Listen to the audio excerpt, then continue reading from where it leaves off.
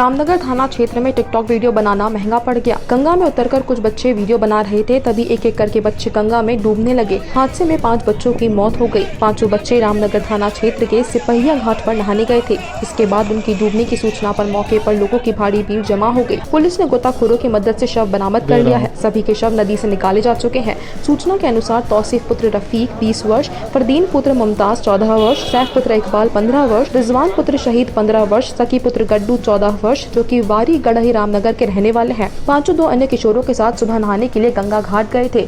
2 किशोर किनारे बैठे रहे और 5 तौसीफ, फरदीन, शैफ, रिजवान और सकी टिकटॉक का वीडियो बनाने के लिए बीच गंगा में उभरी रेती तक पहुंच गए। वीडियो बनाने के दौरान एक किशोर डूबने लगा तो दूसरा उसे बचाने के लिए कूदा। देखते ही देखते एक दूसरे को बचाने के प्रयास में 5 किशोर डूबने लगे। आज सुबह कुछ लड़के गंगा जी में नहा रहे थे किनारे में।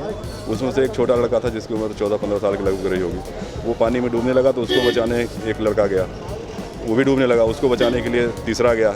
ऐसे करके सभी की डूबने से मृत्यु हो गई और तत्परता से प्रयास करके जल पुलिस के माध्यम से, पुलिस की सहायता से, सभी की गोताखोरों की मदद से डेड बॉडी सभी निकाल ली गई है।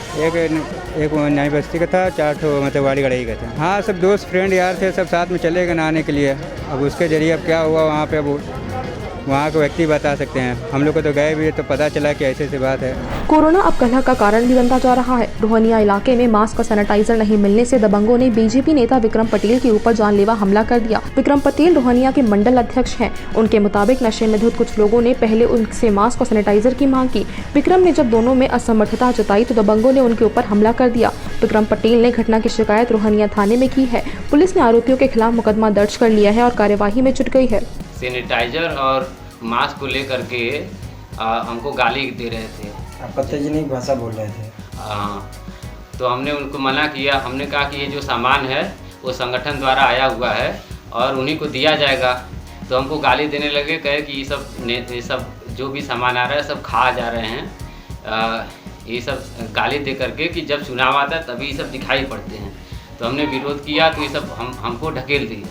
ढकेलने के बाद जब हमने मना किया तो 2-3 लोग मिल करके हमको ढकेलने और झगड़ा करने लगे। फिर हमने भी बोला, विरोध किया तो इस पर 3-4 लोग मिल करके हमको मारने लगे।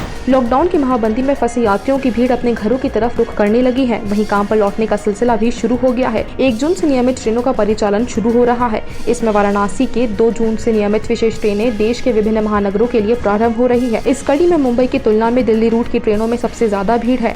8 जून तक शिवगंगा व महामना और पूर्वा एक्सप्रेस की सीटें फुल हो चुकी हैं। फिलहाल महाराष्ट्र में संक्रामक रोग के खतरे को देखते हुए यहाँ से घोषित महानगरीय एक्सप्रेस, कामयानी एक्सप्रेस व पवन एक्सप्रेस में बर्थ की उपलब्धता बनी हुई है। हालांकि रेल अफसरों के अनुसार मुंबई की ट्रेनों में भी 1-2 दिन में आरक्षित टिकटों की उपलब्धता में मुश्किल हो जाएगी। वाराणसी जंक्शन स्थित मुख्य आरक्षण केंद्र पर गुरुवार को काउंटर बंद होने से यात्रियों ने हंगामा किया। उन्होंने विभागीय कर्मचारियों से अपनी नाराजगी जताई। हालांकि कर्मचारियों के समझाने पर सभी मानने को तैयार हो गए। आम दिनों की तुलना में टिकट काउंटर पर रिफंड कराने वालों की ज्यादा भीड़ थी। यात्रियों की सुविधा के लिए सुबह 3 काउंटर खोले गए थे।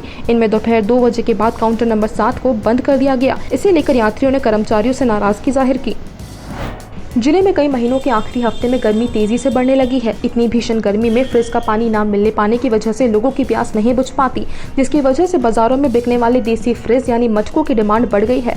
अचानक बड़ी गर्मी के कारण बाजार में बिक रहे डिजाइनर मटकों, सुराही और झंझर की खरीदारी करने के लिए लोग बड़ी संख्या में पहुंच रहे हैं। कोरोना वायरस के चलते लॉकडाउन के कारण लंबे समय से कुम्हारों के आगे रोजी रोटी का संकट खड़ा था। चाय के कुल्हड़ से लेकर अन्य मिट्टी के सामान न बिकने की वजह से लोग परेशान थे। वहीं अचानक से गर्मी बढ़ने के बाद ठंडे पानी पीने की चाहत रखने वाले अब बाजारों में निकलकर मिट्टी के घड़ों की तलाश कर रहे हैं। मटकों की अचानक बड़ी डिमांड से जहां एक तरफ कुम्हार खुश हैं, वहीं लोगों को ठंडा पानी भी पीने को मिल रहा है। आमतौर पर सिंपल मटके पहले मार्केट में आते थे, लेकिन इस बार नल वाले मटके लोगों को खूब पसंद आ रहे हैं। इस समय डिजाइनर मटके डिमांड में हैं और इस गर्मी में प्यास बुझाने के लिए लोग इस देसी फ्रिज का सहारा ले रहे हैं। सर, फ्रिज से अच्छा ठंडा पानी होता है, नॉर्मल होता है, गले में लगता नहीं है, सर्दी जुकाम बुखार नहीं होते हैं। सभी लोग पी सकते हैं इसको, बूढ़े से लेकर जवान तक लोग पीते हैं। घड़े यहाँ पे तो बहुत अच्छे हैं, बड़े बड़े हैं और देखने पे अच्छे लग रहे हैं। सुविधा क्या है घड़े में? एक नया चीज़ क्या है? इस घड़े की नया चीज़ है जो कि नल सुविधा है, जो कि डायरेक्ट हम नल से पानी पी सकते हैं। आमों का राजा बनारसी लंगड़ा के लिए मौसम मुफीद नहीं रहा। चिरई गांव, चोलापुर और हरुहरा विकास खंड के फलपट्टी घोषित क्षेत्र में अंधाधुंध ईंट भट्टों की स्थापना से इन बागों के अस्तित्व पर कुठारघात हो गया। बचे आम के पेड़ मौसमी परिवर्तन की मार से उत्पादन भी कम हो गया। यही नहीं, बनारसी लंगड़ा आम की फूल प्रजाति के पेड़ भी गिने चुने बचे हैं। अलग स्वाद और रस के गुणों से भरपूर बनारसी लंगड़ा आम का आज भी कोई सानी नहीं है। एक समय था जब बनारसी लंगड़ा आम की सोधी मिठास का रसा स्वादन कर आम और खास सभी वाहवा करते थे। फलपट्टी घोषित 50 से अधिक गाँव में बनारसी लंगड़ा आम के बहुतायात बाग थे। अब इन बागों में गिने चुने ही बनारसी लंगड़ा आम के पेड़ बचे हैं। पुराने पेड़ों का उचित रखरखाव नहीं होने से इनकी फलत क्षमता पर असर पड़ा है। विगत 2 दशक में आम के नए बाग भी बहुत कम लगे हैं। जो लोग भी उनकी जीवितता बेहद कम रही। बाग लगाने के शौकीन अब बहुत कम रह गए हैं। इसका कारण लोगों की जोत क्षमता तेजी से घटी है। जो लोग आम के लिए बाग लग भी रहे हैं, उसमें कम ऊंचाई के पौधों की प्रजाति से के आम को ही प्राथमिकता दे रहे हैं। बनारसी लंगड़ा के सामान्य पेड़ से पहले 4 से 6 क्विंटल आम का उत्पादन होता था। अब उत्पादन 3 से 4 क्विंटल प्रति पेड़ ही रह गया है।